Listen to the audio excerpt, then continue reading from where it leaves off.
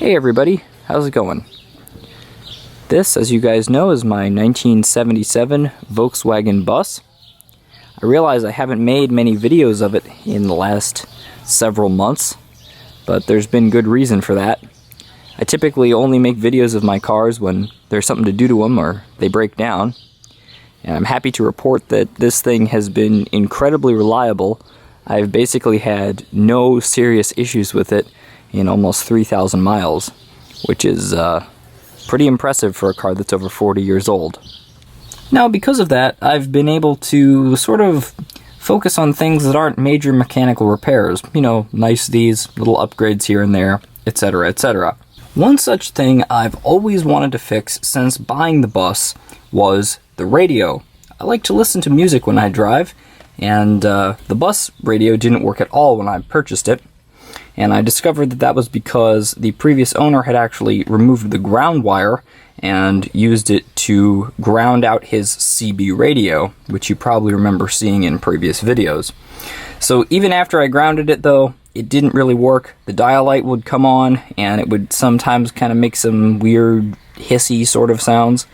But I believe the problem with it was that the paper film capacitors inside had failed. Now, I realize I could have gone and replaced all of the paper film capacitors with modern electrolytic capacitors and probably gotten the radio working again. However, that brings up another problem, and that is I would have to listen to AM radio. Yeah. On another note, I also got rid of the CB radio, which the owner had originally added. Unfortunately, he drilled into the dashboard. I'm going to have to see if I can plug these holes with something. The reason I got rid of it was it also didn't work, and because he just drilled it into what is essentially a block of foam with some vinyl on it, one day I was driving, and it used to be mounted right here, and it fell down and sliced my leg open. So that's cool. Now, replacing the radio in the bus has always been a bit of a quandary to me. You see, the bus does not use a standard size radio, you know, a single DIN or whatever. It's sort of a slightly smaller radio with a larger faceplate on the front, which means that if you want to install a true single DIN head unit, you actually need to cut away some of the dashboard behind the radio to get it to fit. And then you have to make some sort of bracket up to hold it. I really didn't want to do this because the dashboard has never been modified. I don't really want to modify it because, you know, originality. Another problem is most aftermarket radio head units are just horrible. They're incredibly gaudy affairs with lots of chrome and RGB LEDs and weird screens, and the last thing I wanted was to be driving along in my very stock looking 70s Volkswagen and look over at some $49.99 Sony Explode head unit flashing green, red, and blue. It just doesn't fit the mood. So, for the last couple years that I've had the bus, all I've done is just hang a little Bluetooth speaker from the heater control here. And, I mean, it works. The problem with Bluetooth speakers is that, well, A, they run on batteries, so you have to keep charging them up, and B, they just don't sound very good. I mean, they have a single little 4-inch speaker or something in there, have no bass response, and another interesting thing about the bus is the way that the radio works. If you look up here, you'll notice that the speaker grill is actually in the center of the dashboard. This is pretty weird. Usually car speakers are in the doors, not on an old bus. The reason for this is if you put the speakers in the doors, you know, down here, the sound would sort of circulate around in the bottom of the vehicle. I know I've tested this, and you basically can't hear it. That's because the bus is very noisy while you drive it, just based on the fact that it has basically no sound deadening. So what Volkswagen discovered is if you put the speaker here at this slight angle, the sound comes out of the speaker and it actually bounces off of the windshield and comes right towards the driver and passenger. And it works surprisingly well. With the little Bluetooth speaker that I used to hang here, I would frequently, if I was driving on the highway when it was noisier, I'd take the Bluetooth speaker off and I would just set it up here on the dash and suddenly I could hear it. It's actually more clever than you think. Another problem I had with the bus interior was that there's no cigarette lighter. This port right here supposedly can provide power to certain accessories. I've never been able to find an adapter that will convert this to a standard cigarette lighter style connector, nor can I find an adapter that will let me break this out into some kind of, wire. The only thing I've been able to find are period accessories like lights and small vacuum cleaners that would plug into this port. It's pretty useless to me. And the cigarette lighter was actually an option, which the original owner that I bought the bus from did not get. So what I had done is I had taken the actual radio power feed, and I had broken that off into an external cigarette lighter on a cord, which I had in the glove compartment. It was really janky. I didn't like it, but hey, I mean, I could at least charge my cell phone while I was driving. So if you know me in person, one thing you'll probably know is that the thing that motivates me to repair stuff is that I slowly get more and more and more annoyed at it until finally one day I say enough is enough, and then I fix it. And that's exactly what happened with the radio situation. I was on a long trip on the highway a couple weeks ago, and the Bluetooth speaker's battery died. And I looked around in the glove compartment for a charger, and I happened to have micro USB, USB Type-C, and a lightning jack, for an iPhone. None of those fit. It was a mini USB plug on the Sony Bluetooth speaker that I had. Well, I didn't have one of those, and so I had to drive the rest of the 2-hour trip in silence. That annoyed me. So when I got home, I decided once and for all, I'm going to fix the sound situation in the bus. Now, as I said, I did not want to install some gaudy aftermarket head unit. However, I also wanted modern sound quality, and most importantly, Bluetooth audio. Bluetooth audio is extremely convenient, and I really like it.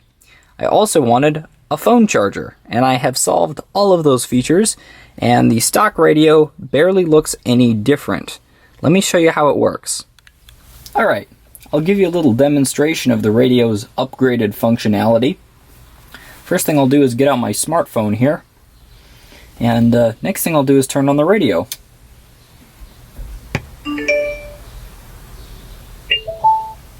As you can see, my phone connected to it with Bluetooth.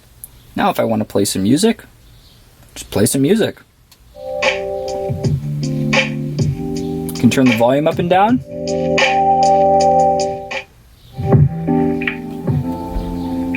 It works perfectly. So I'll take you inside and I'll show you what I did. Okay, so I've got the radio here on my desk, and I figured I'd give you a little tour, per se, of what I did and how it works. The biggest challenge with this project was that I had to keep the front valence, I guess you'd call it, or bezel, and all of the knobs and the knob affixments original. I could not change any of that, and I'll explain why. So the way these radios mount in the dashboard of the Type 2 Volkswagen is kind of strange. There's not really a mechanical connection, per se. The only thing that retains the radio is this little piece of spring steel on the side, which clamps the plastic front bezel and the piece of spring steel around the dashboard. The dashboard just fits in this little channel right here, and that's the only thing that holds the radio in place as the car is driving along. I know, crazy, right? And the front bezel is affixed to the chassis of the radio using the shafts of the potentiometers. Or there's a shaft of a potentiometer on this side, and then there's like a mock potentiometer shaft on this side, which is just sort of a bearing. And you can see I actually had to glue, camera roll focus, I had to glue these back together because they were cracked, as, they're 40 years old and they've been absorbing vibration basically for 40 years. Slightly odd design, but I'm led to believe this was pretty common with older vehicles. So the first thing you'll notice here is that I've reused the left, what used to be the volume potentiometer.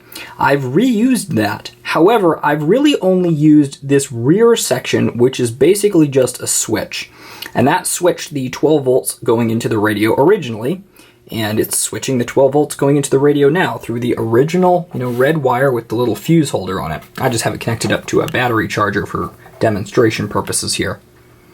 So what happens to that red wire, which runs along the side and goes into the switch, is on the outside of the switch there's 3 wires. The first wire goes to this black box which says CPT on it. This is a step-down transformer which takes the 12 volts from the bus's electrical system and breaks it out to 2 5-volt 1.5 amp USB plugs. Now, this was designed for a motorcycle, but it works great in this application. And basically, what I'm going to use these USB plugs for is the one on the left here that's really short is going to run a dash cam, and the longer one that dangles out under the dashboard is for charging your cell phone. The second wire, this blue wire here, runs up to the original incandescent dial light. Now, there were a couple reasons I wanted to retain the original dial light, but the biggest one I'll get to in a minute. The main reason is it just looks aesthetically pleasing.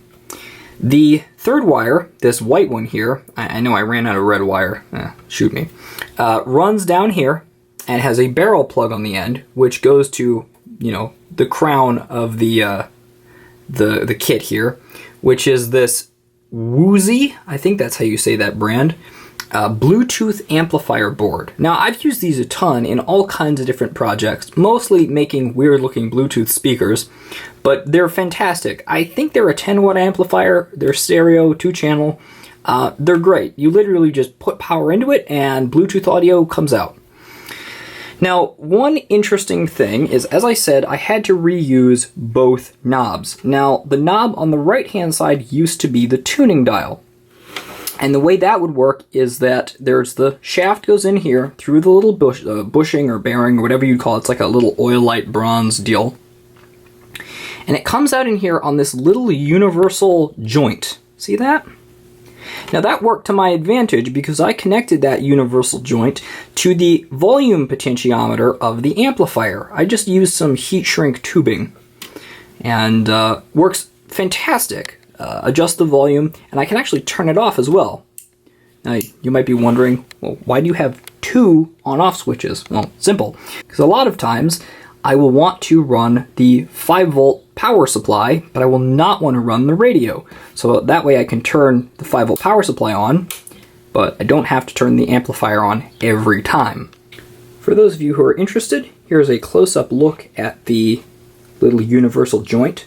This originally ran inside the radio and operated the tuning plates.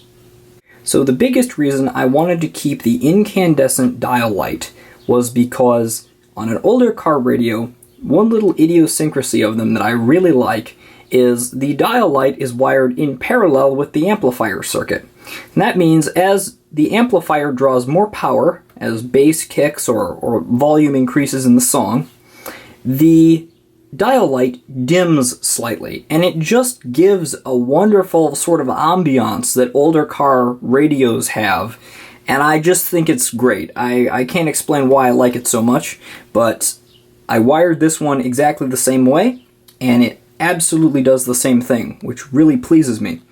Now, the keen observers among you in the audience might notice that there's supposed to be buttons here. These would be your presets. Well, I just replaced those with a little piece of black painted metal, and I think it looks very nice. On a closing note, I am not a professional. I was not smart enough to get into engineering school. Please do not do this at home, and if you do not hold me accountable if your car burns down. I really don't want to be implicated in that. This video is not meant to be a how-to, it's only meant to be a show and tell. Thank you.